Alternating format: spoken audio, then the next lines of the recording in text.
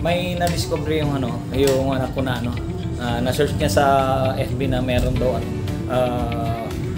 magandang kumbaga pasyalan at kainan ng restaurant dito sa part ng Carmona. Yung tinatawag niya ng Paseo de Carmona. At habang itong part na to, ito yung lugar na papasok pa lang ng Cavite kasi dikit ang Binyang at saka Cavite. Ito, let's go, samahan nyo kami. Yung pupuntahan natin na search na nga niya na Cafe Novia at maganda raw yun na for family, lovers at friends na resto. Tingnan natin. Okay, approaching na tayo ng Paseo de Carmona. Yung kadiretsuan nun, yun ang papasok ng Carmona proper. At kakanan tayo dito yung papuntang toll gate, exit ng going Manila, tsaka going to part ng South Batangas, Quezon, Bicol.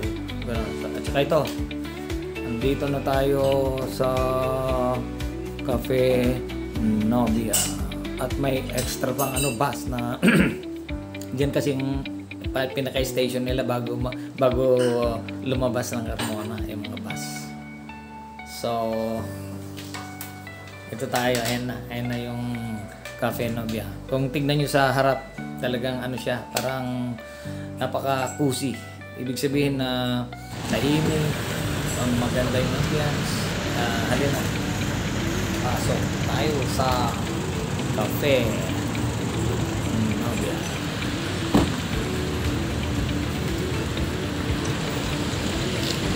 You know, ito, namimili na kami na baka magkopyahan pa sama si Mrs. Nandito kami mag-dinner.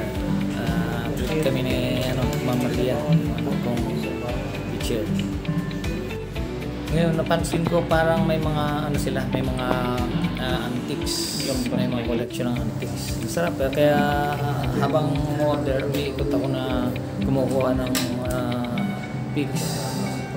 Dito sa lamin, may mga display sila ng old small jars. Tapos nakita ko pa nga yung naalala ko nasa Baguio kami, yung typewriter na sinauna, kung hindi ko walang pangalan, nang tanda ko lang nung hello sir, yung may-ari tsaka mga staff, napakabait nila.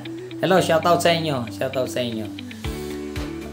Kung hindi ko nakakalimutan yun yung Remington o kaya yung Olympia, yan, mga sinaunang typewriter meron sa kanila. Saka yung mga glass, mga figurines. Ngayon nakiusap ako, nakakita ako ng second floor.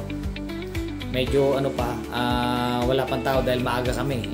Dinner na maaga, 5:30 pa lang. Kami lang nauna dyan. Ayan, pinaka second floor nila, medyo madilim pa. Buti nag-assist yung isang staff, mabait naman. Binuksan niya yung ilaw. Then meron palang terrace.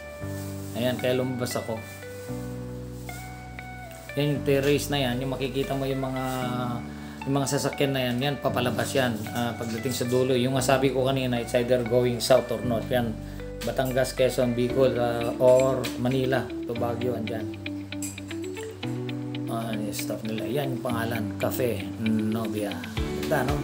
Ganda na, pati lettering niya, talagang malambing yung dating. Ayan, ito pinaka second floor niya. Kung gusto mo dito sa labas na yan, mas okay. Fresh. Ayan, habang nalilibang kang tumitingin sa mga sasakyan pa palabas. Tapos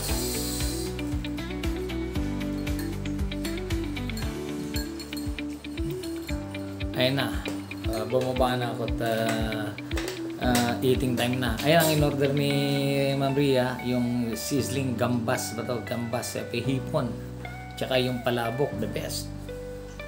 Isa pa yung may lumpiang Shanghai, Spanish latte, at saka red velvet na cake. Okay na rin. Medyo affordable yung mga pagkain na in-order ng anak ko. Kaya yung mga gustong pumunta rito, talagang maano kayo, ma-impress kayo, ma-amaze kayo kasi maliban sa mga staff na medyo very accommodating, very considerate, ano kayo, feel at home kayo rito sa cafe Nobia. Ayan, kikita nyo, hindi lang naka-close up yung pics ko, mga ano yan, antiques. Yan, yung loob niya. Walang elegant ang dating. Pero ang price nito ma-affordable lang, all walks of life pwede rito, hindi naman kamahalan, pero pag tignan mo parang elegante dating. Eto, nag-post pa si Serge. Ayan, saglit lang, ayos na, pwede na. At ito, nagpaalam na rin kami at sana masubukan nyo ulit, masubukan yung pumunta at matry ang Cafe Nobia.